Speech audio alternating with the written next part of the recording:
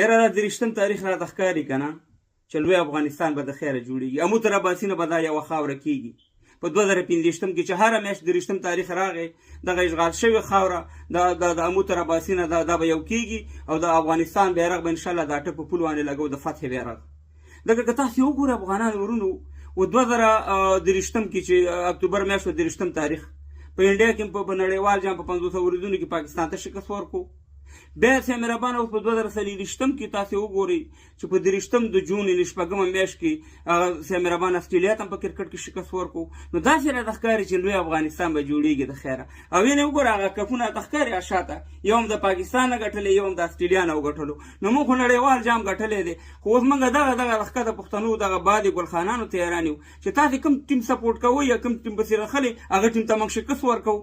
نو اوس ټیم معلوم کړي چې بل کوم ټیم دی چې انشاءالله چې ورته موږ بیا د خیره بډېروو چې هغې له شکست ورکړو. نو ځکه په تاسې کې خو نه شرم شته نه در کې حیا شته نه در کې ولا کې پښتو شته نه در کې افغانۍ شته.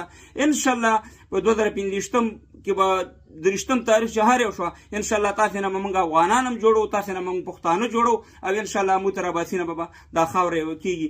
زنده باد افغانستان لر او بر یو افغان جوړېږي به انشاءالله لوی افغانستان په 23 تاریخ 2025 کال کې چې هره میاشت شوه انشاءالله دا ورځ ډېره بختوره ده تاریخ انشاءالله همدغه شانې خوشحالۍ نه به دا ټک په پولو باندې کوو. خدای ودلر دی او اکبر دی کابل دی که خیبر دی که خوست که پیښور دی دا کور د پښتنو دی خو په دوه ځایه تقسیم دی پښتون زړه دی نیم دی